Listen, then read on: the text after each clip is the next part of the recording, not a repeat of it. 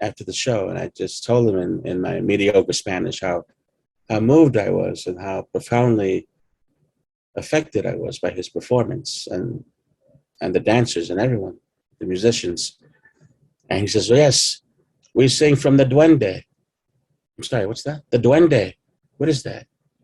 That's when you sing from the most sacred part of you, from everything that makes you human. It comes from there. My God, yeah. And I told myself, from now on, I'm going to act from the Duende.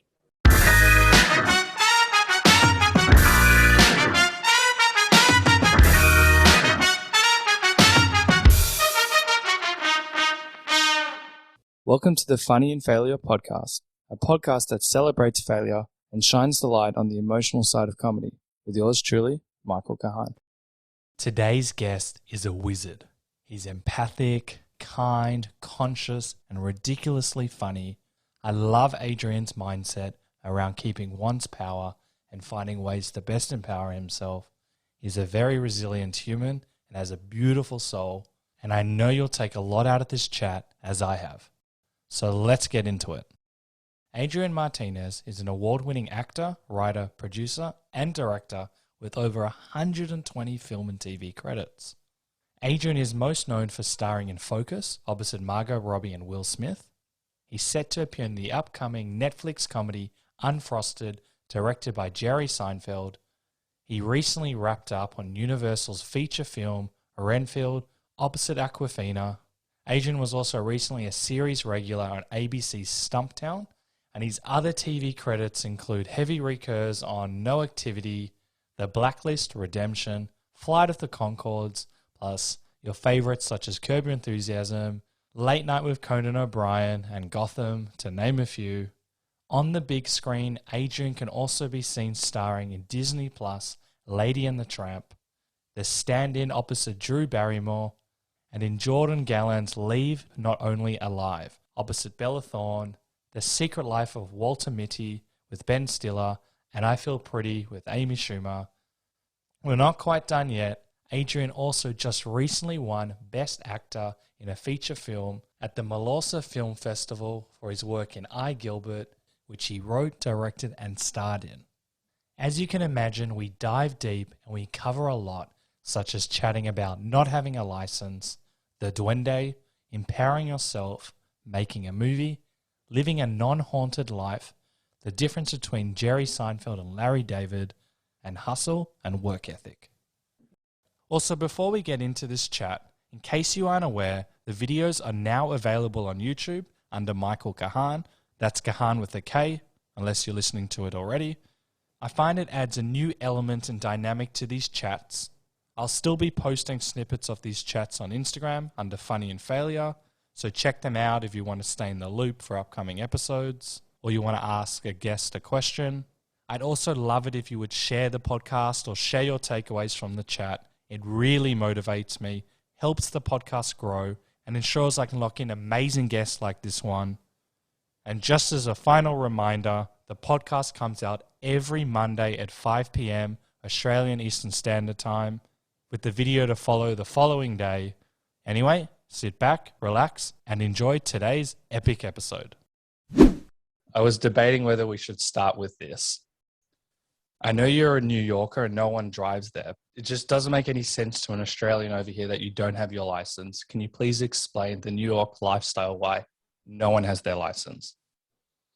Oh, well, everything's right next to you. I mean, I don't have to walk more than 5 square blocks to go to a bank or to a deli or to a restaurant or to any of the kind of things you would think you would need for a car. And so when I need a car, I'm actually just Ubering. You guys have Uber, yes? Yeah. Yeah. And other than that, when I go to Los Angeles, I have it in my contract that I get an Uber stipend. Oh, that's genius. So that they don't, because usually they just say, I suppose you want to rent a car? And I'm like, I do want to rent a car, but I don't have a license. So it's not going to go well. Oh, he doesn't have a license. What are you, from New York? Yeah, I'm from New York. But but it's wearing thin because I have a teen daughter now, and the bet in the family is she's going to get the license before me, and I can't let that happen. I'll never know the end of it. So, is this on the radar that you're going to consider getting a license? Yeah, I've said this for the last 20 years, but now I feel a little more motivated. That's very exciting. Would you drive around New York or would you go somewhere else? Because New York, I've been there once and the traffic situation was pretty tough too. A lot of honking, a lot of swearing. Yeah, and that's before you get in the car. Yeah, probably Los Angeles, where if you don't drive, God help you. But yeah, I was just working in New Orleans, and everyone was given a car, and I said, I actually need an Uber stipend.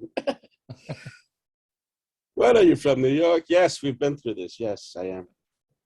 So I also heard this story. I think you said it. I'm not sure where I heard it, but you were filming a scene and they asked you to drive, and they told you to drive really fast around the corner, and then they asked you, do you remember this? Yes. Oh God, yeah. I'm lucky to be here, to be honest. So it was a movie called Cop Out with Bruce Willis and Tracy Morgan, and it was directed by Kevin Smith. And I was in the gang, the getaway gang. And they just sort of arbitrarily asked me to drive this huge Esplanade car down this public street that had not been locked up, make a sharp right on Flatbush Avenue in Brooklyn, which is very congested. It's the getaway. You got to really step it up, man. Let's go fast, fast, fast. And I'm like, yeah, sure. So I figured I could drive straight, and I did. I drove fast, straight. But when it came time to make the turn, I didn't know how to make the turn, and so I kind of like turned into the oncoming lane. Fortunately, there were no cars there, and then I kind of like stuttered into a pause, and the first AD came running up to me after the yell cut. Hey, Adrian, could I just see your license? Oh, I don't have a license. I had my people tell your people that I don't drive. I could go in and out of frame. That's about it.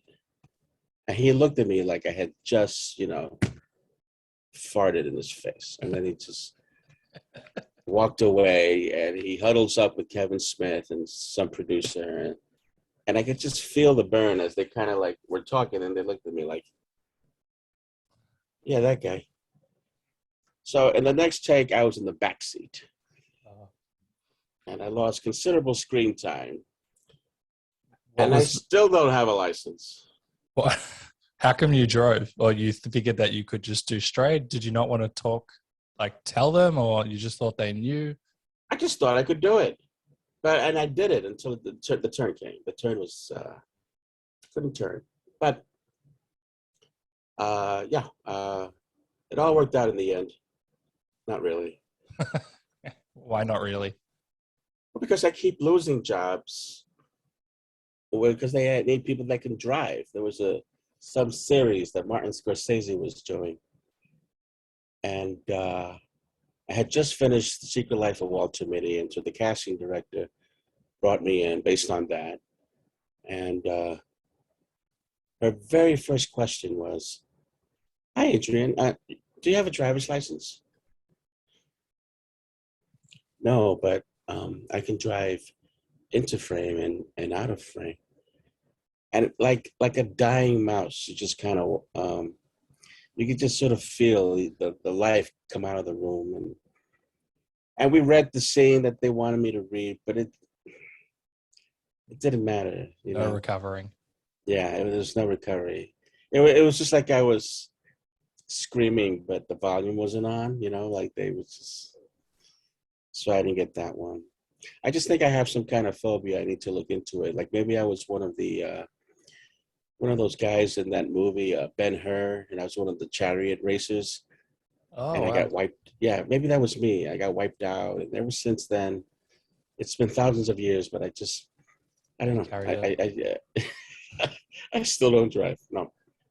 Okay, well, we're putting it out there. That's your challenge to the world. You're going to get it before your daughter gets it, and you're going to get all of these roles, and you're not going to be put to the back of the seat. You're going to be the guy at the front of the seat, and you're going to show that AD that you can drive. Thank you. And I did drive in this movie called Sisters with Tina Fey and Amy Poehler. I was a cop. I was driving up to the house, and I told them, well, you know, I don't drive, right? What do you mean you don't drive? I don't have a license, but I can drive into frame. Okay. You've got your whole script ready. Yeah. So they huddled up and they just said, okay, drive, but go slowly. And before the take, I'll never forget it. The first AD looked at Video Village, all the people that gather up in this little tent filled with camera lenses and screens. And they all looked at me, and literally the whole Video Village just like moved 100 feet to the right. Oh, wow. So someone must have told them, he's going to drive, but he doesn't have a license. So you may want to move now. So that was the last time I drove. Can you get into trouble for driving? Well, I guess so. I mean, you know, everything's so litigious these days, you know, like you can, if you don't really have a license and you get into an accident and you had said that you had a license, yeah, I don't think it's going to work out for you. But I'm very, to my credit, I'm very upfront about it. Yeah, you've got your speech. Frame. Yeah. You should just like pull out a piece of paper, like a business card, and just hand it to everyone. And be like, "Hi, I'm Adrian. Yeah. I'm Adrian." And that's all. You mentioned something earlier, like a Warner's Brother cartoon where they hold up like hold up the sign, into frame, out of frame, and you can keep on moving it like a cue card. Yeah. You mentioned something which I found very interesting. We've heard this famous story on this podcast with Sam Levine. He was in Inglourious Bastards, and which was with Quentin Tarantino, and he was in a huge amount of scenes, and then he ends up seeing the movie, and all of his scenes are cut. I think he only has one line. And he had a major role with Brad Pitt, and he was one of the guys. Then he sees this movie, and he was crushed, but also with a bit of time, he's just very grateful that he was a part of the project and all of that stuff. I know that's happened with you a few times. What's that feeling like for you? Yeah, it's kind of like you're lost in the forest and you just hear the crickets, and you're waiting for the big waterfall that you were told was going to turn your life around, and just hear these sad crickets. That happened to me actually in the same movie, Cop Out, which I later penned it by saying it's called Cutout now. Because I went to the premiere. Nobody warns you. I went to the premiere, and I'm with my ex, and oh yeah, watch this scene. This is I really like fight it out with Bruce Willis. Watch this. Wait, it's not there. I guess they moved it later in the film. I guess it's after the credits. I guess it's not in it. And then I just like bolted. I grabbed her and I said, let's just get out of here, man. Because I didn't want to spend the next 2 hours explaining, I don't know what happened. So yeah, that's rough. But it happened to James Gandolfini on a movie I did called Pelham 123, where he was the mayor of New York, and he was barely in it, and he wasn't told, he didn't know. So you can have it to anybody. But that's why I made my own movie, because I knew I'm not going to cut myself out unless I really have to. I want to talk about I, Gilbert in a second, but that feeling is not the best feeling. And to hear, like, for example, pretty much every single guest has had that experience where they're being cut. And then also, you know, you brought your ex at the time, or maybe there's a screening. What's your relationship when no one tells you? Because you go and see the movie. You've done all these amazing parts. It's inevitable some things are going to be cut. And then you see it, and then you just gave that great example. Should the industry tell you, should someone tap you on the back, or is it not their responsibility? I've always found that's a weird dynamic. Well, I learned the hard way. How can I put this? No one gives a shit. Yeah. So sorry. No one cares. Yeah. Listen, there's so many things that go into a movie, so much money, so much, it would have been nice to have, hey, by the way, you were great, but, blah, blah. Technically, nobody owes you anything. It would have been a nice courtesy, but I don't live hoping for it. Back then, I don't know, I guess that movie was like 10 years ago. I still kind of thought, well, yeah, somebody should have, but there's so many bigger problems in the world, you know what I mean? It's a good perspective.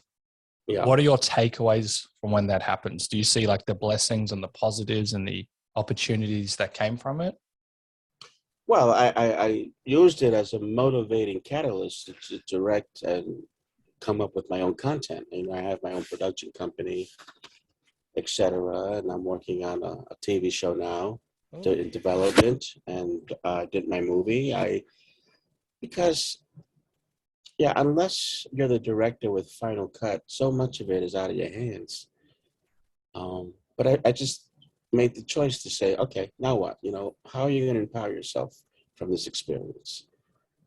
Because like my mother used to say, you can complain, but no one's listening. That's good. So with the mentality, no one gives a shit, you've obviously gone the empowered route with your production company. You've done Gilbert. You're writing a TV show now. Has that informed how you work now, that you're going to do you're going to create the best opportunities for yourself? Because typically as an actor, you're going to be just waiting for the phone call.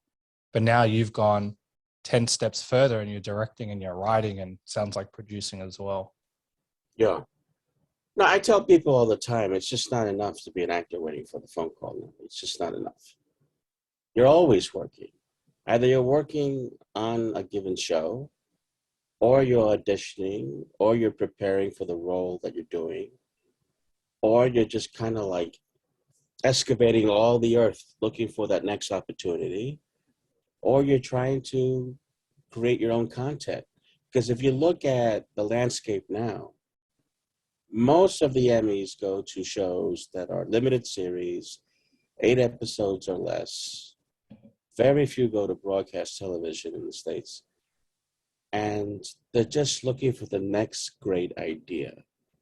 You see, like, I don't know if you guys have had the opportunity to see this television show, Succession, but it's a huge hit. Yeah. It's just a great idea. Take King Lear, add a bunch of assholes, boom, you're good. But it's all about the next great idea. White Lotus is another example of a really good show that has a nice 8-episode arc and all these opportunities for actors to come in and dazzle the audience and then go home. So as an actor, like I just told myself, it's really about creating content right now. That's where the real opportunity is to get to the next level, as we're all trying to do. It's not enough. I mean, you can get really lucky, and if you look like a young Brad Pitt or Margot Robbie, who I love, I work with, and I love her. But the odds are slim. And in the meantime, it's best to empower yourself and try to come up with content and try to get it off the ground. Yeah, I think that's really empowering, because you're not just limited to acting. Sometimes we can just wait for someone else to empower us. And look, that is important to various degrees. But if you're constantly waiting for someone else, then you're not really empowered. You're not really putting yourself in the best position to succeed. And I read this quote from you, which is exactly what you're saying. And it's up to you to foster the dream.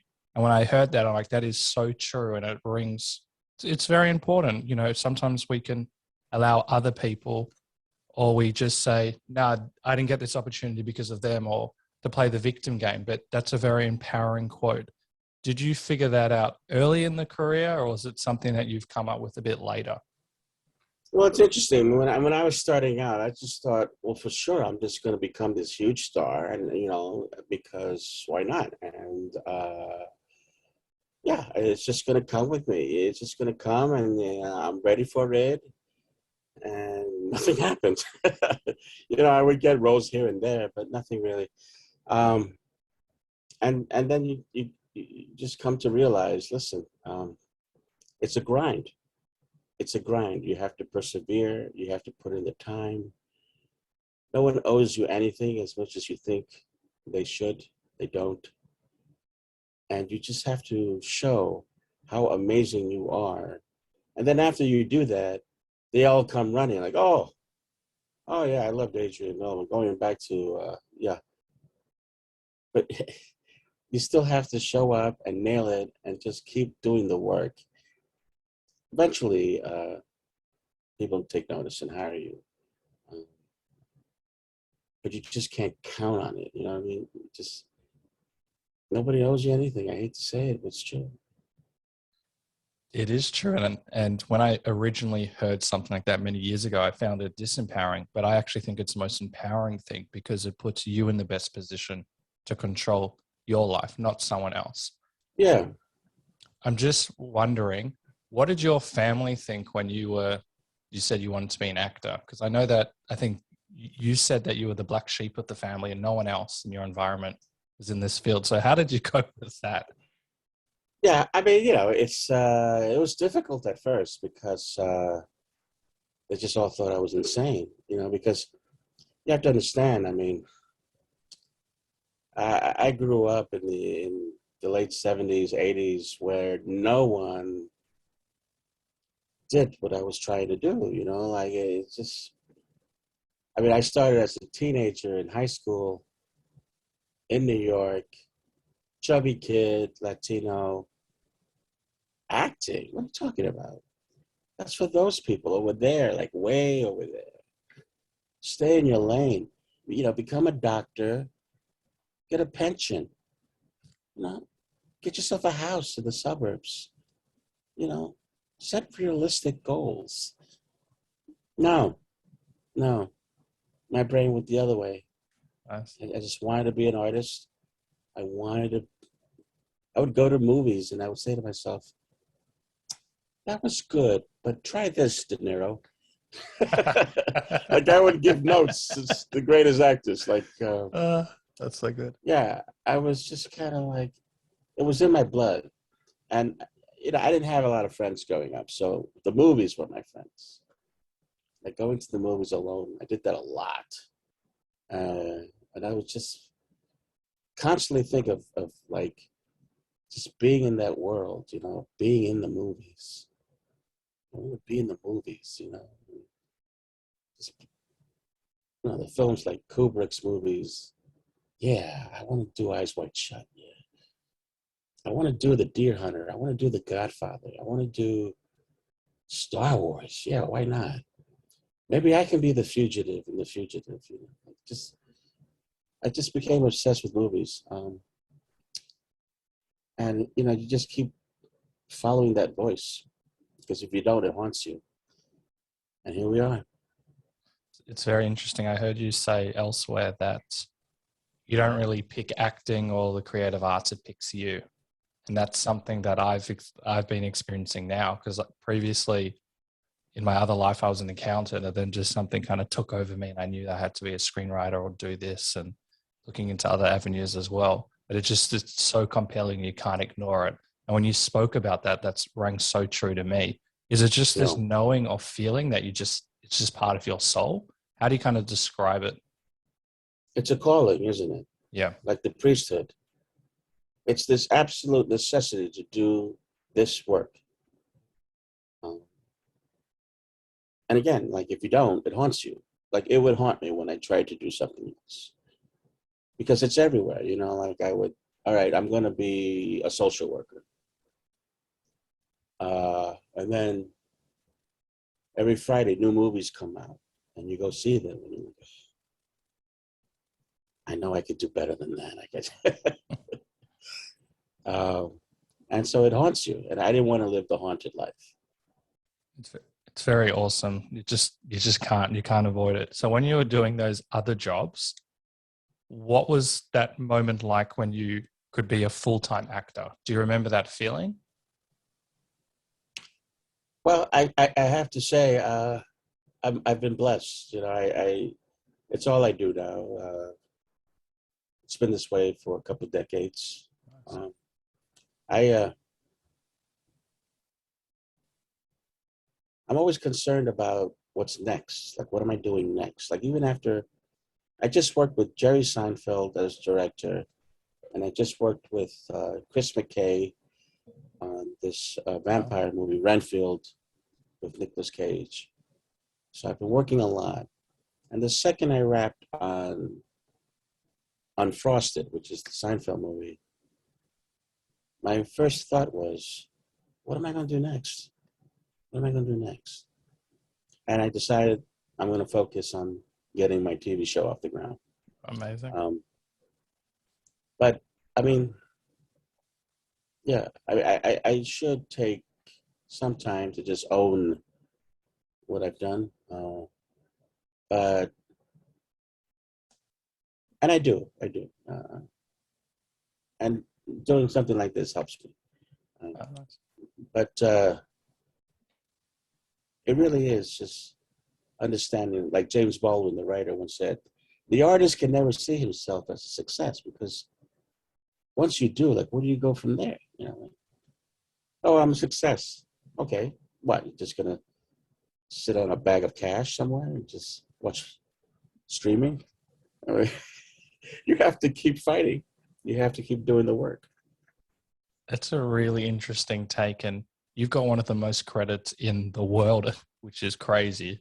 And I know you're a very humble guy, but even if you had all the money in the world, you're a billionaire, you would still be doing this. And that's what I find really inspiring as well. It's that calling, that it's not just about the money. Obviously, you need money to live and you've got a family and all of that stuff, but you just love the craft.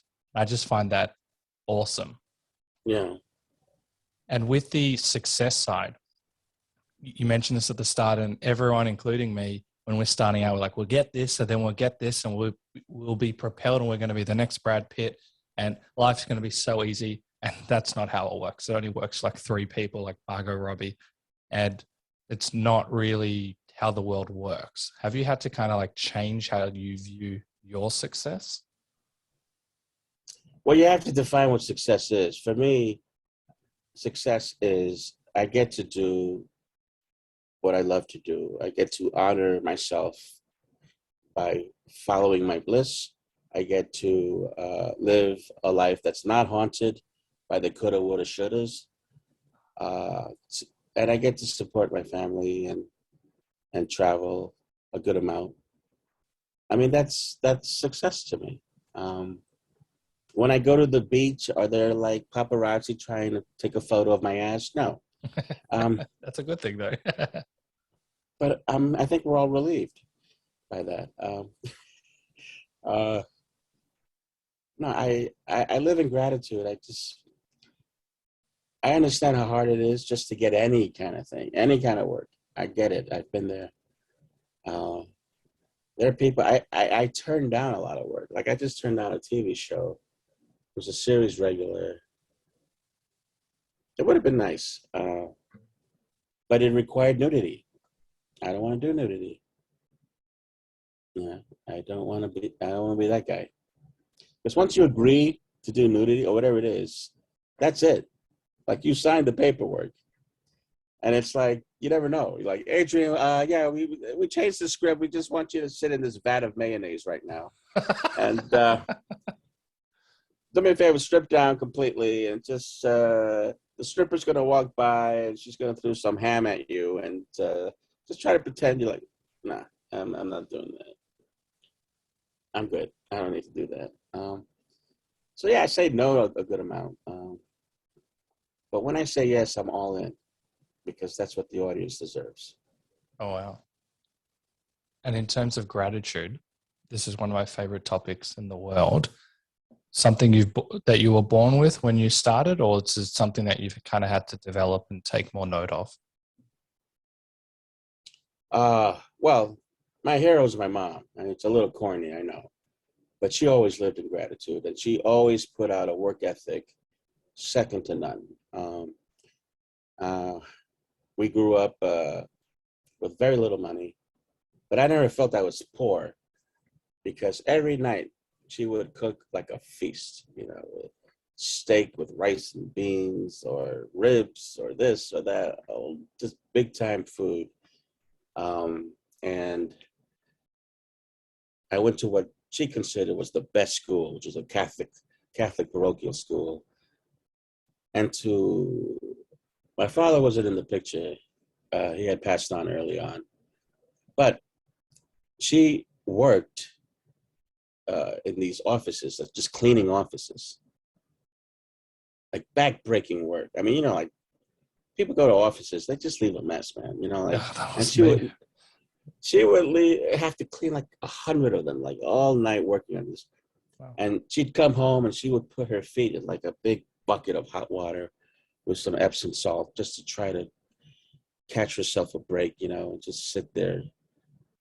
And if I were to tell her what I just got paid on this movie, she just couldn't believe it. She wouldn't believe it, you know.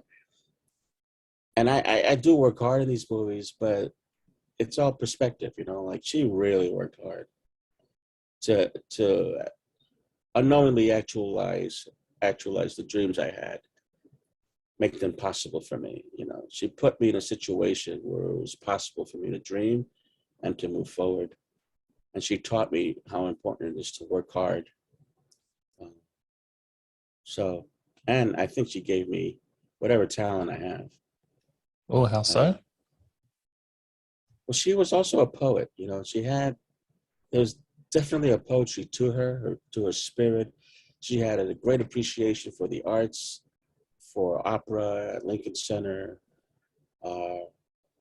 She would take me to the museum, and I would see Matisse and Picasso. And it became very much a lesson in appreciating art and all it has to offer. So yeah, she was the real deal. That's awesome, and it's not corny at all. It's people like this that inspire. I love hearing these like mentors, teachers, parents. They're all the same. You know? Do you remember? Because I'm sure coming from an environment like that, she may, you correct me if I'm wrong, may have wanted you to have that staple job, like being a doctor, like you said. When you finally like proved her wrong in a sense, even though she always believed in you, what was that moment like when you started booking jobs? Like, Mom, I'm doing this. It brings to mind a very specific memory. I was just a kid, and I had just booked my first feature film called A Perfect Murder, and I had one scene in it. Michael Douglas and Gwyneth Paltrow, and it was playing in the theater near her house. We went to see it, and as the end credits roll, I was the second to last credit, and she saw my name, and she screamed out, "That's my son! That's my son!" And everybody was like, what happened? Yeah. And, you know, I was just a day player on that, but it was enough for her to see I wasn't playing around, you know. And then the other thing was I did a play off Broadway. I didn't tell her this, but I was playing a soldier in Vietnam. In Act 1, we're in boot camp. It's a play called Tracers, written by Vietnam vets. And so I had my hat on, a ski cap. And then Act 2, we're in Vietnam. And the big reveal was I had shaved my head bald, like completely bald. And I didn't tell her. And she lost her mind. She couldn't believe it. But she saw the commitment. Like, this guy's willing to shave his head for this role. And like, yeah, I'm into this for real. And then a third time, she came to see me in another play called Our Lady of 121st Street that Philip Seymour Hoffman directed. And I played this guy who's mentally disabled, and there's a scene where he feels, character's name is Pinky. Pinky feels he no longer has his brother's love. And he's sobbing. And I sobbed, I really did. And after the play, my mom was there, and she was like, "Are those real tears?" I said, "Yeah, they are. They're mine, and I just lend them to the character." And then when the show's over, I get them back. And she was like, oh, that's amazing. So yeah, at that point, she knew I was into it. And then how quickly did the, you sure you don't want to go back to school and do a doctor or any of the, did that dissipate quite quickly? Yeah, it never came up. Oh, wow. Yeah, it never came up at that point. Because she saw how passionate I was about it all. It's so awesome when, you know, we can get the approval of our parents as well. And that rarely happens, but just that your mum could see the dedication and the passion, and that you also have taken so much out of her life and what she's done for you. And even the poetry, you can see how that's gone through to you as well. So that's a really awesome story as well. Thank you. We mentioned off air, and please correct me if I say it wrong again, Duende. That's it, Michael. That's it. The Duende, yeah. Can you tell us what that is about? Yeah, so I'm in Argentina. I'm doing Focus with Will Smith and Margot Robbie. And I had a day off. And I went to see a tango performance because that's, I mean, we're in Buenos Aires. Hello. So, and this guy was on stage and they're singing something. You know, I know Spanish, but I still didn't understand what he was singing. And it didn't matter. This was beyond language. This was beyond words. And he was just screaming from some sacred place that was absolutely palpable. I felt more alive listening to this man sing than I had before hearing him. And I just was so moved that I had to tell him. And so I waited after the show and I just told him in my mediocre Spanish how moved I was and how profoundly affected I was by his performance and the dancers and everyone, the musicians. And he says, yes, we sing from the Duende. I'm sorry, what's that? The Duende. What is that? That's when you sing from the most sacred part of you, from everything that makes you human. It comes from there. Oh my God, yeah. And I told myself, from now on, I'm going to act from the Duende.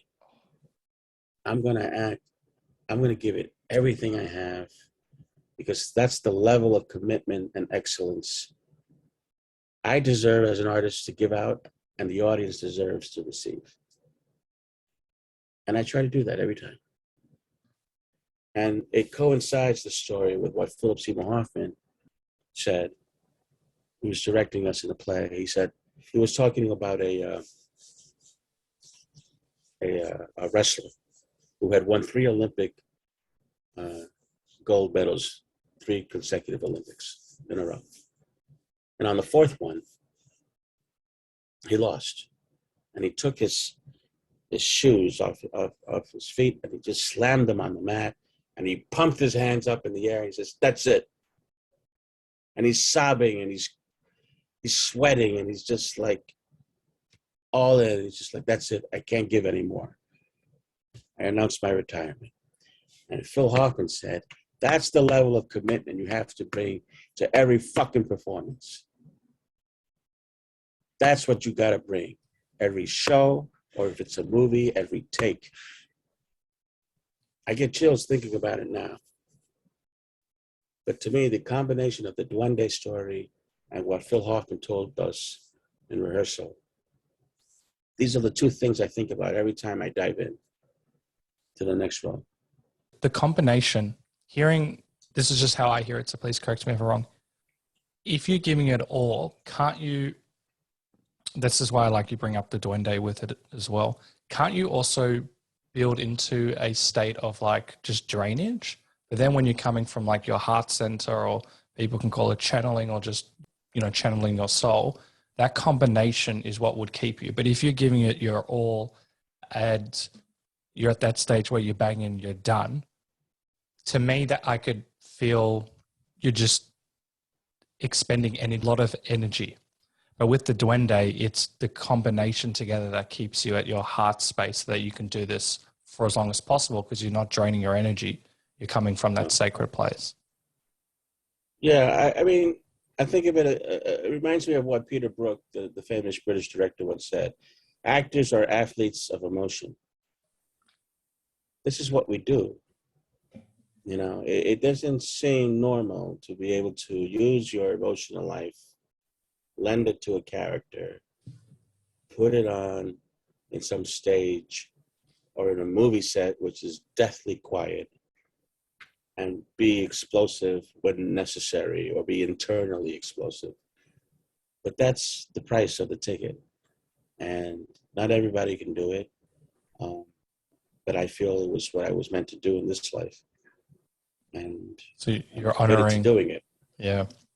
I like that you're coming back to the audience, that you're honoring not only yourself, but the people that paid the price for the ticket or the play or whatever it is. Have you, now that you've approached those two philosophies, have you had a relationship with burnout, or is that not really a concept?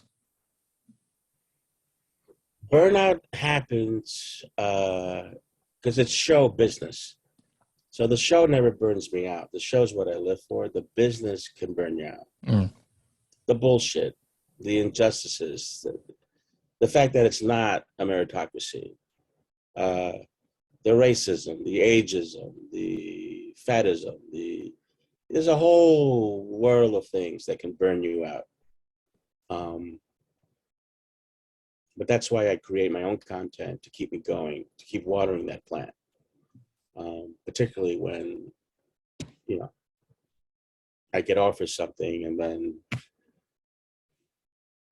they hold me for a certain amount of days or months, and then they offer it to someone else who's a bigger name. Oh. And it feels like, wow, okay, you just fucked me. Okay. And you can go down that hole, or you can just say, you know what, it's a business. They're out to make money, and they found another star willing to work at a certain level. All right, what am I going to do now? Bitch and moan. No, I tried that, didn't work. Curse the world. Nah, that's not going to work either. I did that. It's not going to. Empower myself with my own material. All right, let me do that. I'm going to call some friends. I'm going to go to the writing group with Jose, and we're going to power out something and see what we can come up with. It's pretty good mindset, but still, when you just skim through a small glimpse. Everyone has this, and it doesn't mean it's right. And hopefully one day it changes and people I understand it's a business, and it's just kind of, you get stuck in the system of how it is. But still, hopefully one day it won't be like that. Just like hearing that story of holding you out for Verticom as a bigger name. Oh, how do you not get bitter? I know that you've gone back to creating your own stuff, but I would be like, fuck this producer, fuck the director, or fuck whoever hired me. I'm never working for you again.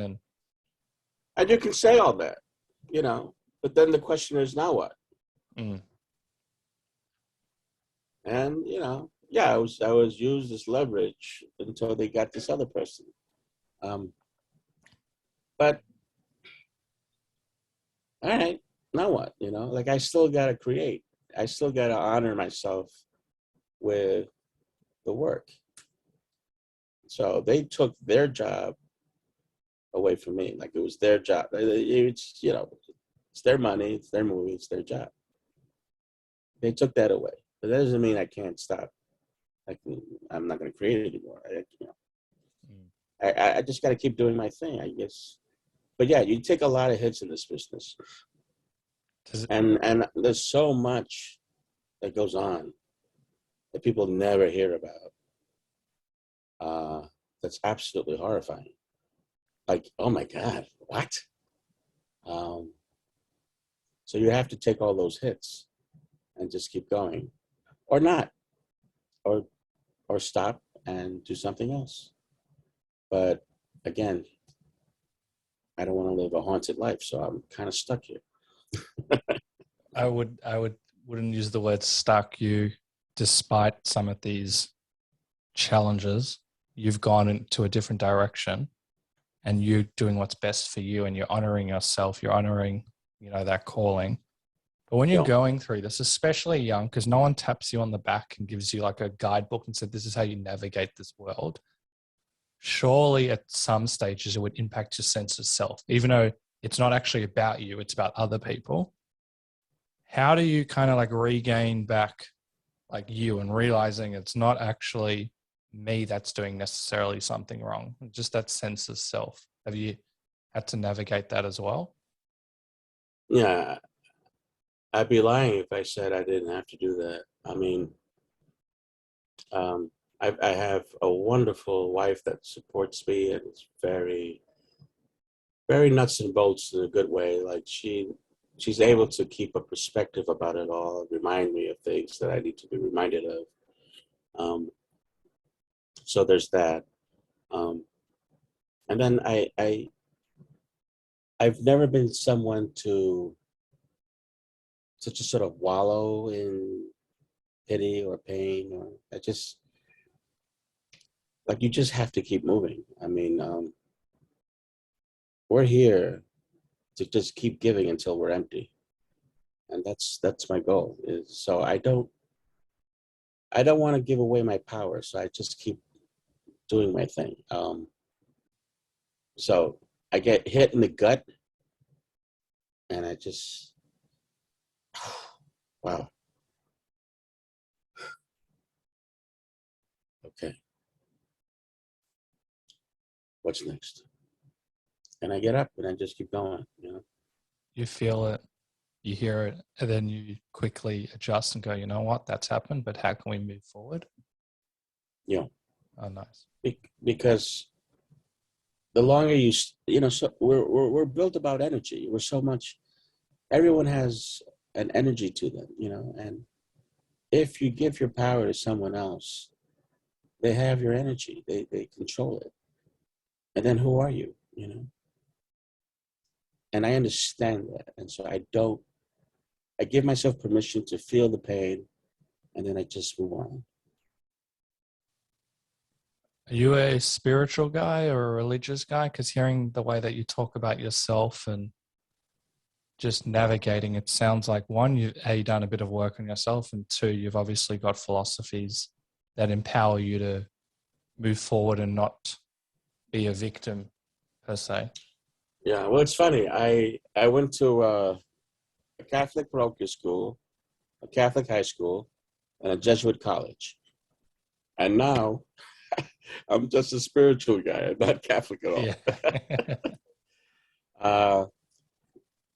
I mean, a lot could be said about Catholicism, but the only thing I'm going to say is that when I was experiencing all of that, I wasn't really allowed to think for myself. Everything was do this or burn here. You know what I mean? Like, it was just like, it was very nuts and bolts in that way. And it's just like, there was no room for dialogue or creative thought or anything like that, which is where my brain actually goes to. So now as an adult, yeah, I'm definitely a spiritual person. I find spirituality everywhere. I find it in my work. I definitely see it in my relationships, not just with my kid and my wife, but with friends, with the planet. Like, it's going to a museum. I feel spirituality there. There's a great painting by Matisse called Dance, and it has these 5 dancers. It's a big mural. And I feel the stillness in that painting. I feel the hands almost touching. And as an actor, I can feel that pause. And it reminds me that when you work, not to flood your performance with words. Like, sometimes you just have to take a pause. Just shut the fuck up and feel the moment. You know what I mean? Mm-hmm.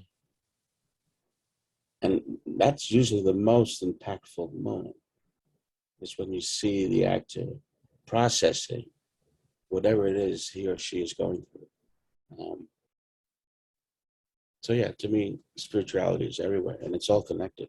Well, we could talk about that for a long time, the all connected aspect. Is it something you realized or unlocked later in life? It just kind of like came to you, or you kind of had an understanding before? Well, it's interesting. When I was 10,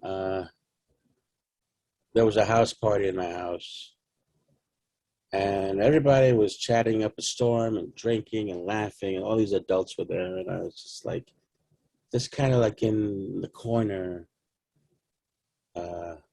with a drink, and I wasn't saying much of anything.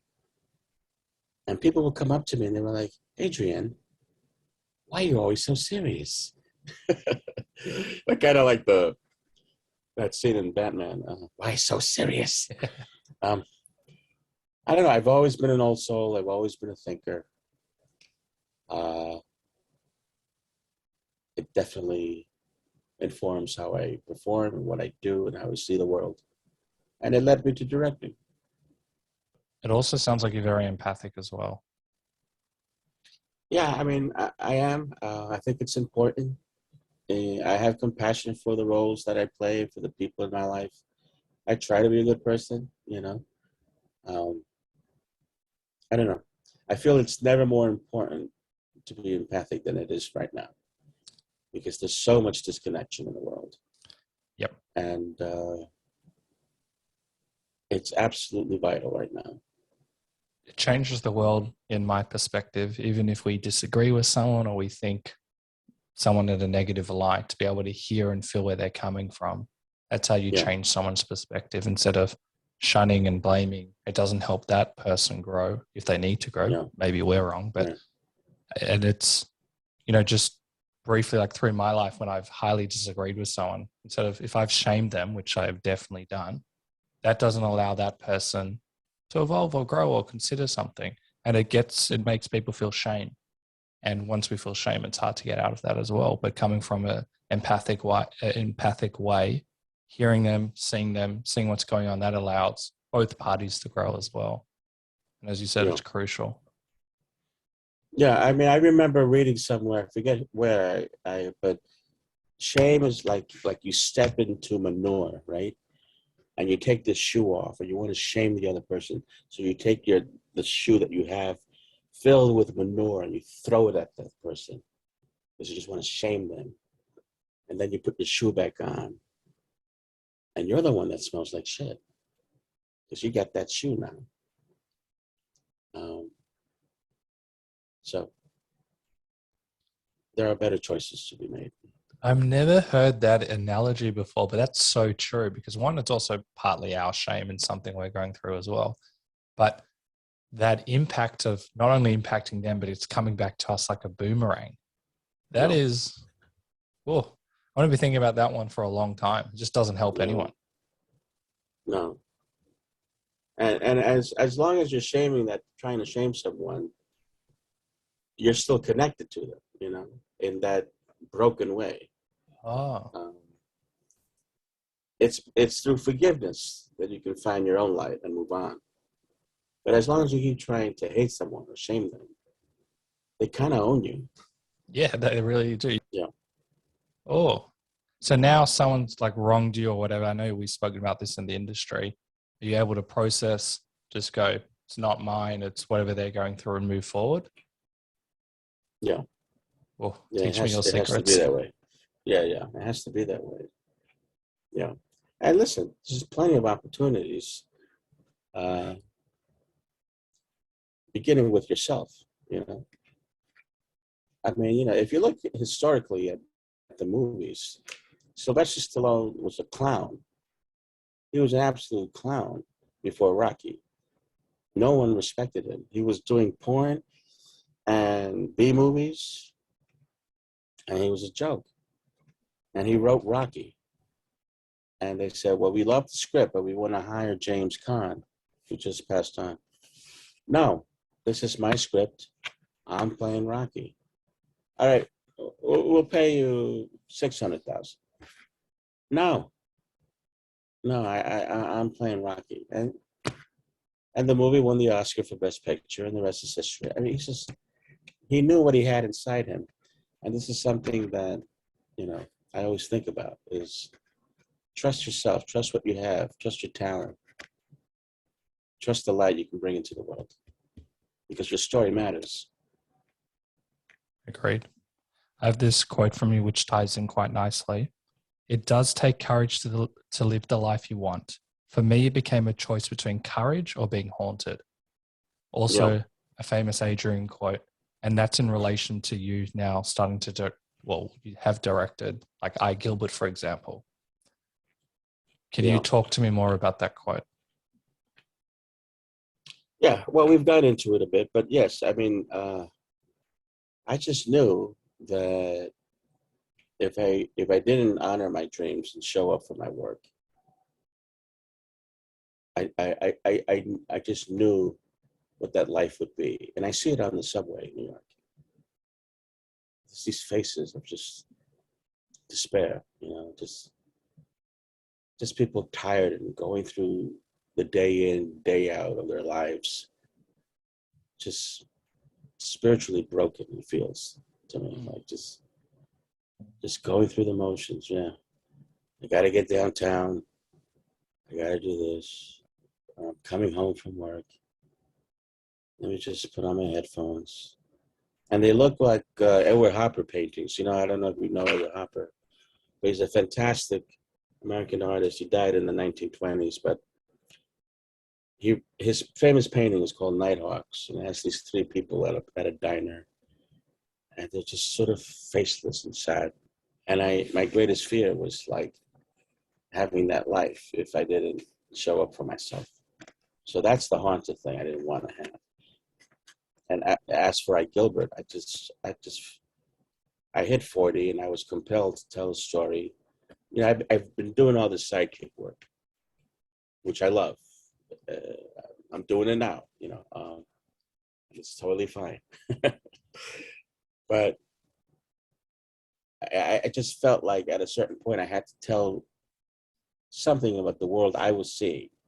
And I saw the disconnection that seems to be everywhere. And I saw this guy take up pictures of this woman on the subway, just like right there, you know, just right to her face. And I thought, who is this guy? And where's he get the balls to do that? Like, how could he do that? The woman felt violated. He was dead. He just got off the train in the next stop. And I thought, what the hell's going on? And then, of course, I have a teen daughter. Like, who is she going to wind up with in this dating pool? So I wrote Gilbert, and just based on these experiences. And it was something I had to do. I had a window. I sold my property. I financed it that way. I didn't want to crowdfund or any of that. I just wanted to shoot it, get it out of me. And I did.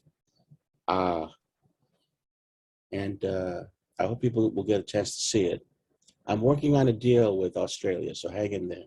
Oh, wow. Please let me know, and I'll let everyone know as well. It's interesting that you know, we've talked about the disconnect, and I call it like the zombie. I used to be that when I was an accountant. I just felt like a part of my soul being not necessarily taken away, but being just not accessible. And for me, it's a whole nother story, but it was about coming back to passion and purpose and what I'm here to do, or it's a very simplified way of saying it. And you do see a lot of people, and for various reasons, just completely gone. Or in my eye, like they're just not there. They've gone through the motions. They've allowed life to, you know, maybe perhaps become a victim, or there's so many different ways. But, you know, you've spoken about that disconnect, but also in such an empowering way to actually make a movie about it. And you gave that horrifying example of that guy. It just looks like, just to take a photo of someone like that, which is just, and the lady of just, there's no like kind of humanity there, but to kind of like show that to the world is how we heal. And hopefully as many people see it as possible. But that's a fantastic way. You know, you've spoken about empowering yourself so that you can actually work. You actually have a really strong, clear mission and purpose. So it's like twofold. You're not just doing something because you want to get the money and be on the show. You actually have a reason. And that's beautiful to hear. Yeah. Well, it's hard. So it's hard to shoot a film. It's hard to write, produce, star, and direct it. Of course. The only thing that sustains you It's your passion for what you're trying to say. That's what kept me going. I had never directed a feature before, but I had directed some short films in college. So I just told my brain, listen, we're just going to do one short film a day. That's all we're doing here. One short film a day for 20 days. On Monday, we're just doing 7 pages. On Tuesday, we're just doing 8 pages. It's just one short film. And that's how I was able to get through it. Because it would be extremely overwhelming, even though you've been doing this for a long time, you probably had more of the actor's hat, but when you're doing all of it, there's so many different parts, whether it's dealing with the money or even like, I don't know if you're dealing with like catering or you're dealing with actors. And I know a lot of things didn't go to plan, but to break it, sometimes when we set a goal, when I say we, I mean me, I want to be the showrunner of one of the scripts I'm writing. But if I just look at it, I'm going to be the showrunner. That's overwhelming. How do I get there? Okay, I need a pilot. I need a TV pilot, TV Bible. I need all of these other things before I can get there. So to have the end goal is crucial. But if you don't kind of break it down, you're fucked. Or in my perspective, you're fucked because it's just too overwhelming. But by breaking it one day at a time, this is what I need to do for the overall goal. That's kind of genius in a way. Is that what you were thinking, or was it just too overwhelming to see that 20 days? I mean, I was absolutely horrified at the possibility of everything going wrong. And I didn't have a big budget. And Self-funded. Yeah, and there was a lot at stake, you know.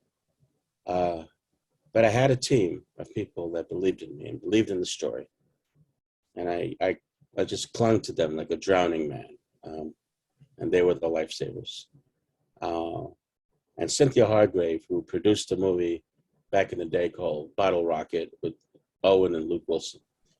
She was my producer, and she was very supportive. And she just kept saying, listen, just do what you can each day. That's it. And then it came to me. Yeah, it's like shooting a short film, one a day, every day for 20 days. That's it. And I really had no problem directing or directing, going back and forth. It was just producing that was the pain in the ass because I don't like money. I don't like dealing with money. But I had to because it was my money. I had to write the checks. Sometimes I had to write the checks before an important scene. And but it all got made, so thank God. I don't know anyone, and we've had a few examples where people have decided to go into the directing route where not every single day something hasn't gone to plan. And you're speaking at also a higher level where you're using your own funds because you've just sold this property. And you had an interesting perspective that I heard where it's a similar quote to the original one. Am I going to be an actualized landlord collecting rent? Or am I going to be an actualized filmmaker living my bliss? And that was really, but when it's your own money, that's like, that could be, you could be a real panic mode and it can take away from you. Like, what am I going to do? Because property in New York's not cheap as well. Right.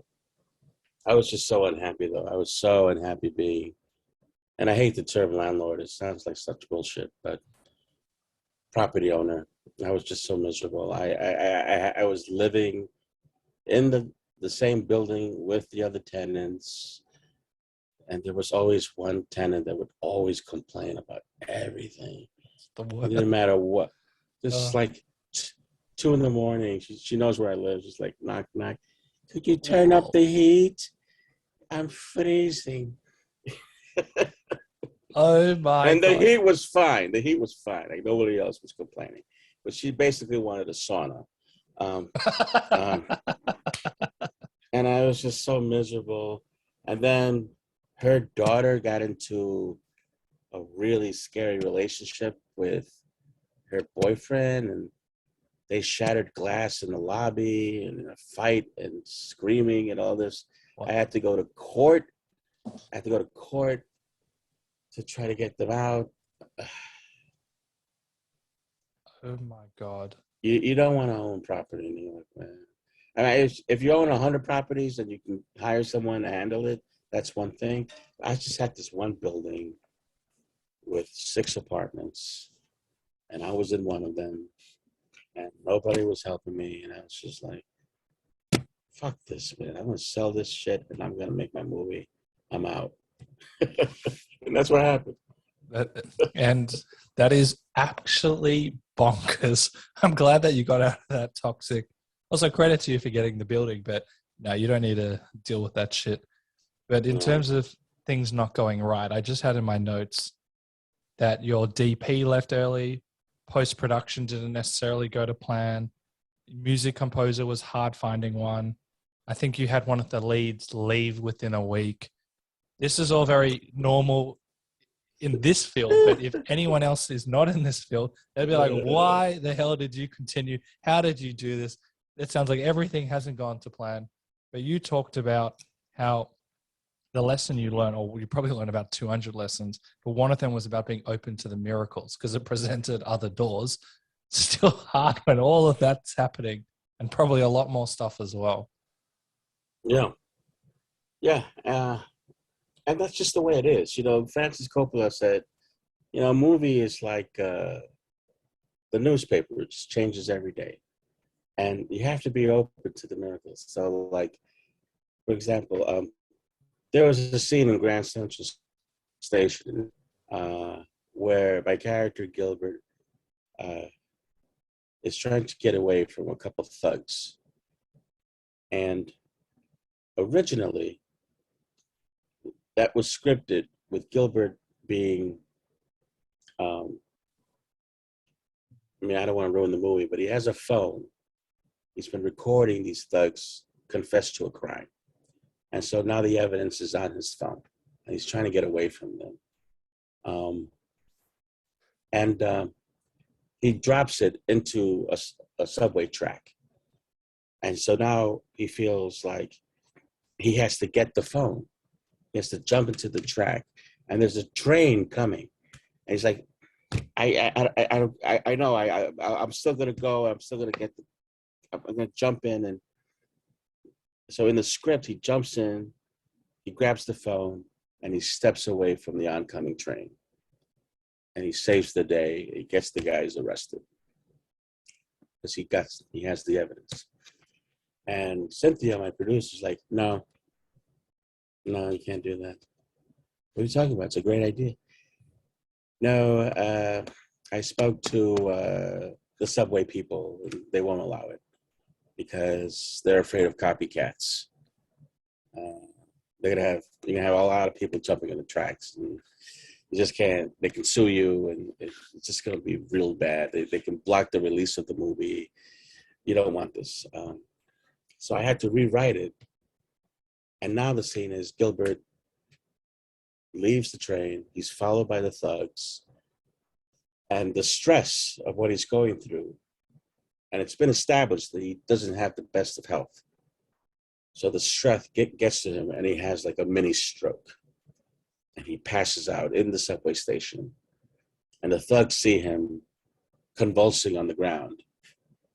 And they're like, fuck this, let's get out of here. And that scene turned out to be much more impactful than what I had originally written, because Gilbert is a broken person and his own insufficiencies get the best of him, but wind up saving the day anyway. So I got lucky there, but you have to be open to it.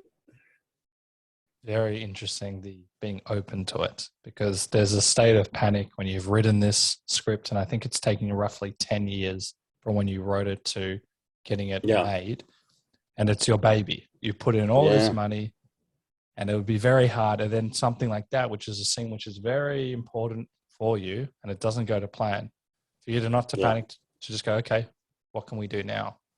That's it, man. Because there's really no time to do anything else. Panic costs money.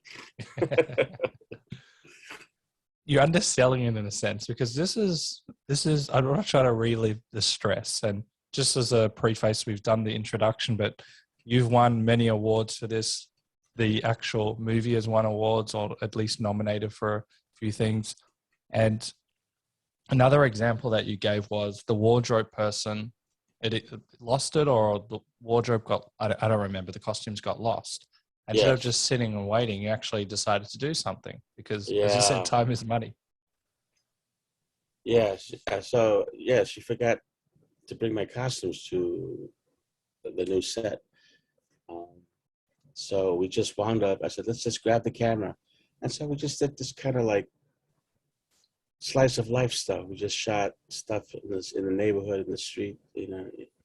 And we found like a billboard that was like a Campbell's soup can, but on it someone had drawn cream of insulin, which is weird because my character is diabetic. So I was able to do a grab of that, which is in this quick montage later in the movie. That doesn't happen if everything works out nicely. So you just never know. Be open to the miracles. And how much of your soul was in the character or the script? Because obviously you've created it and written it and directed it. I mean, all of it, really. I mean, that's the thing. Like I told my mom, like I give all my soul, my energy, my intelligence, my emotions to this character, and then when it's done, I get them back. And I don't suffer over this process. It's just what I do. You know, so you do the performance, you do the movie or whatever it is, and when it's done, it's done. That's it. I don't like. I've heard stories of actors that can't get out of it. They can't get out of the headspace. Oh, wow. Well, some people said that was the case with Heath Ledger and when he did the Joker. Yeah. And man, I miss him. What a wonderful actor. Aussie legend. Yeah. I wound up doing a movie with Michelle Williams, his ex-wife, called I Feel Pretty with Amy Schumer. And she was just the most gracious, beautiful person. But not me. I literally just turn off the faucet. You like cut the cord. Like you're being present, you're not being held back. No, I don't get it. Just what's next? I think it's really important because we can be kind of limited by our path. And, you know, you've spoken about empowering yourself and not giving your power away. But through my experience, I know a lot of people do this as well. If we keep on doing that and we don't like cut the cord or we don't acknowledge what's happened, then we're kind of living in the past. We're trying to move forward, but we've got all of these experiences we haven't dealt with. So it sounds like you're really good at processing. You know, you've done something, you know, you said you feel it, you process it, and then you move forward, which I think it's a life lesson. What was that moment like when you see your film on the big screen, if you did a screen? I think you did a screening. Yeah, we did. Yeah. It was good. It was very rewarding. I missed my mother. I wish she had been there to see it. And my stepdad, who was a pillar of support at this time. But my wife was there. My kid was there. It was a packed house. And people were really appreciative of the film. It's really a sort of experimental film. It's not your typical movie. But if anyone is out there who craves something different, this is it. This is not like anything you've seen. And that was important to me. But people were torn by my character, you know, like they were infuriated by the things he was doing, and yet they felt compassion for him as a person. You have to see it to get what I'm saying. But I accomplished what I set out to do, and that's important. That's amazing. And we've spoken about a few things, but is there one lesson that you reflect on, like your takeaway from this process? I'm sure you got 1,000, but is there one key one that springs to mind? I mean, that I did it, you know? I did it. You know, my hero is this guy over here. And let me see him. Oh, Charlie Chaplin. Yeah. So that's him in City Lights, which is in the movie. You negotiated with the chaplain of state to get a clip from City Lights in the movie because Oh, it's cool. interconnected to the story. And he wrote, produced, starred, directed. He started a studio, United Artists.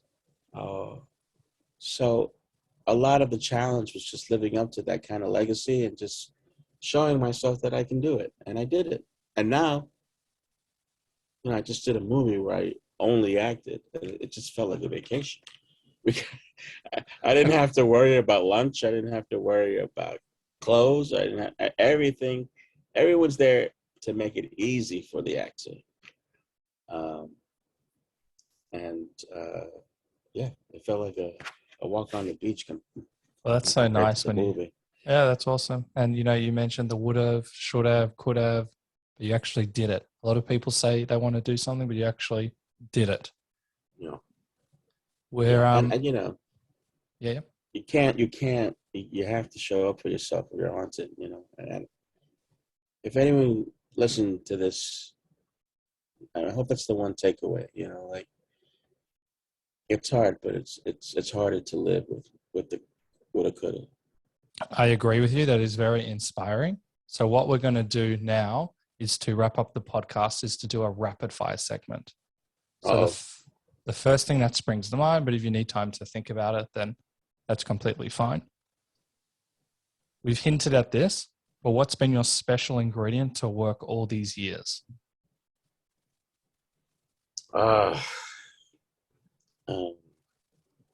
Perseverance. I mean, it's trite, I know, but It's not at all.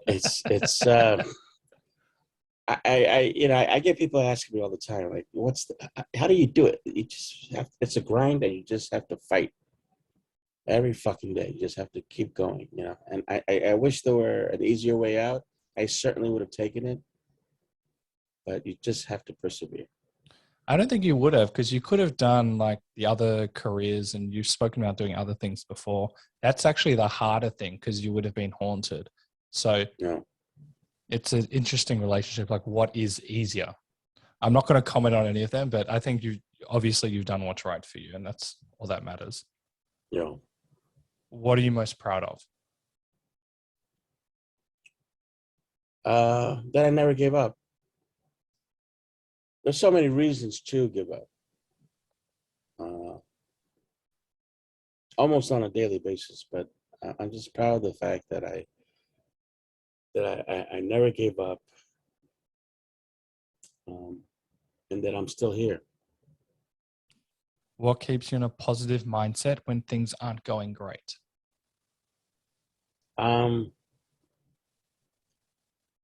It's important to me to role model to my daughter the willingness to keep going. I don't want to teach her that failure can win, so I'm proud of the fact that I'm role modeling to her, that you just don't stop. What does failure mean to you? Stopping when you know you shouldn't. That is we haven't quite heard it like that. That is great. Short and precise. I love that. Yeah. If you could gain any skill in the world, which one would it be? Driving. You're going to have to do it. Next time we chat, you're going to have to do it so you can do those fast turns around the corner. I'll go to Sydney one day with a license to drive you around. I'm in Melbourne, but I'll go to Sydney for That's it. what I meant, Melbourne. I meant Melbourne. Funniest thing someone has tweeted about you or commented about you, or something that you've read about yourself?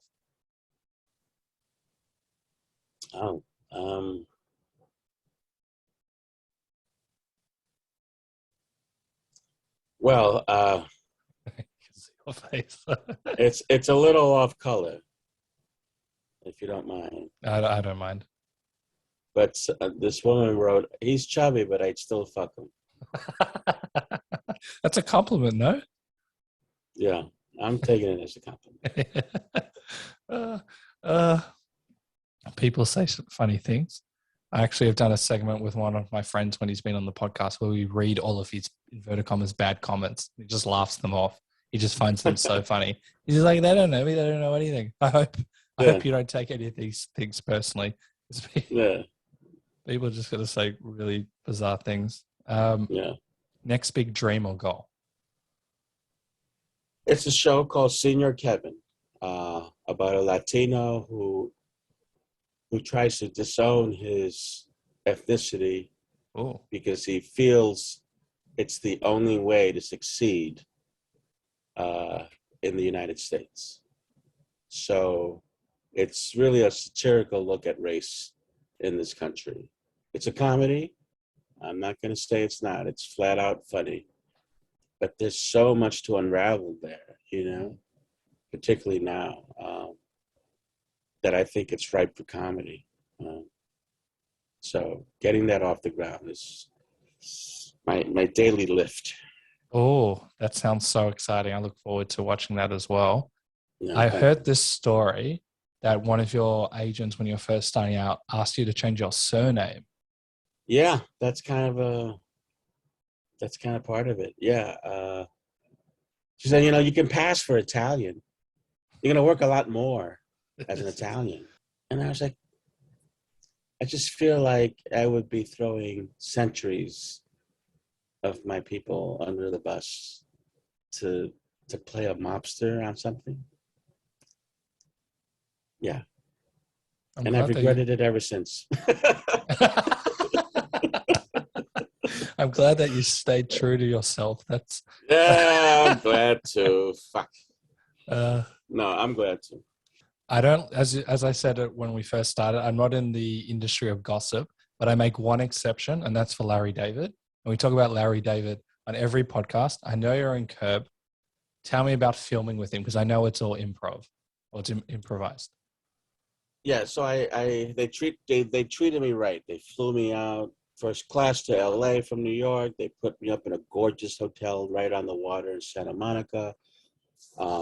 They spoiled me rotten. And then when I got to set, I told myself, wow, I'm not going to blow this. I'm going to be funny. So I had all these ideas, my character being funny. And Larry was like, no. You're the straight man. You're the straight man. I make the jokes. Got it. So I got a piece of paper. There was a paragraph of a basic scene description of it, of what we were going to do. And that was it. And so we went in. Larry kind of like started doing his thing, improvising. And I just stayed to the reality of the scene, which is like, I believe in what I'm doing is right, and that's it. And I don't care what he says. And so he just gradually loses his mind, frustrated, trying to help me see his way of thinking. And I was just, no. And there was the humor, there was the conflict. But he was gracious and funny. And yeah. I remember the scene very clearly. I just love that show of how, you know, you're just doing your job and he's just getting more crazy and more worked up. Oh. And, you know, that's also really funny being the straight man as well, because you're bringing, yeah, well done. Are there any similarities between Larry and Jerry Seinfeld? Yeah, it's funny. Like a year later, now I'm doing a whole movie with Jerry.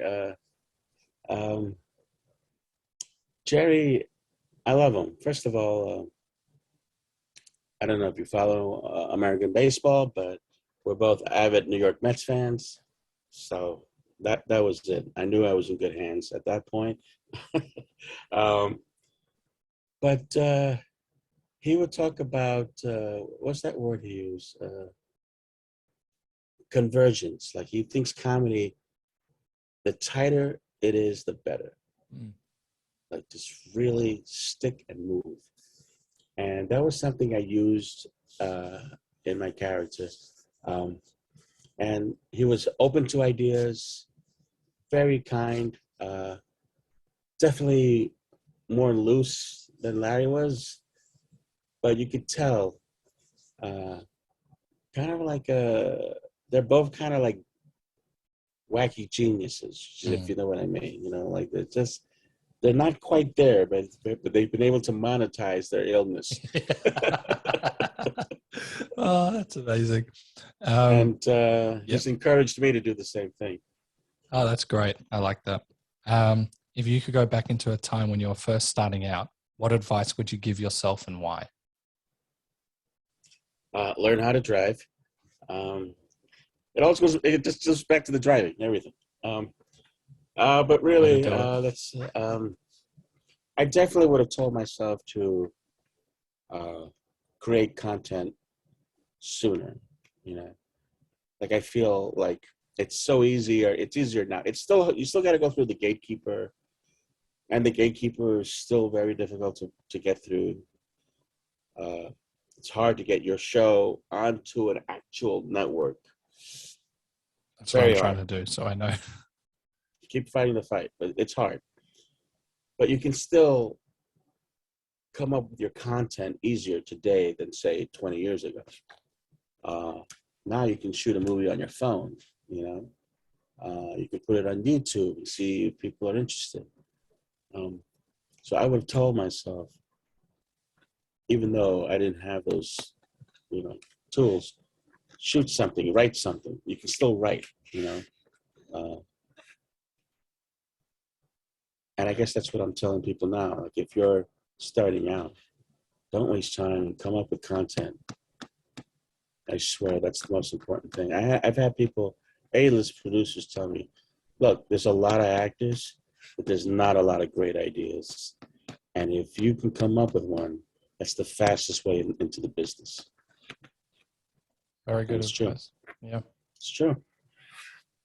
This is the last question before I ask how people can follow you and keep up to date with you. What is the one question I should have asked you? Am I wearing pants? Are you?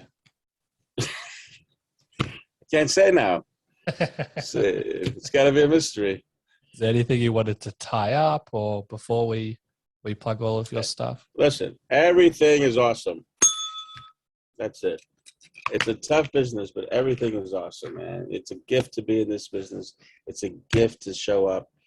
You know, and if you audition, think of it as a celebration.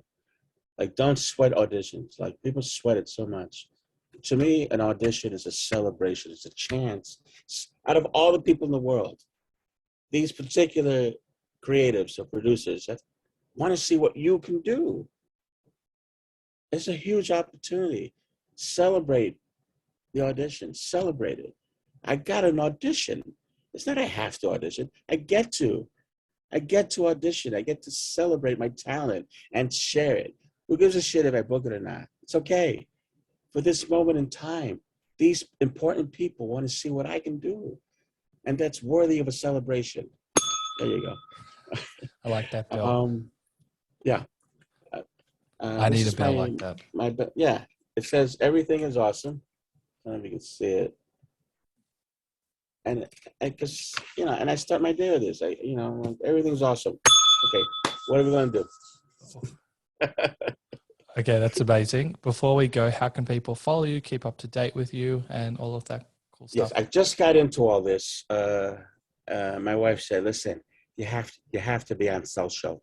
If you're not on social, you're a complete nothing. Really? Yeah, really, truly. But I don't really want to do this. It doesn't matter. Just, you're verified. You just have to do it. So anyway, at Taste of Adrian on Instagram, Facebook, and Twitter. At Taste of Adrian. This is a taste. It's just a sample of me. It's a very nice handle. You are amazing. Yeah. You're empowering. You're positive. I love your mindset and forward thinking philosophy. Thank you so much. I really appreciated it. Thank you, Michael. Thanks for the time. You're very easy to talk to. Adrian talks about the brilliant concept of the Duende. According to Merriam-Webster, Duende refers to a spirit in Spanish and alludes to the mystical force or power given off by a performer to draw in the audience, i.e., those special moments in artistic activity when something beautiful takes over or when something moves you deeply. This ties in beautifully with Adrian's stance on living a non-haunted life and following that thing that sets our soul on fire. We all have that one thing that makes us feel unbelievable. It is this passion that ignites us all.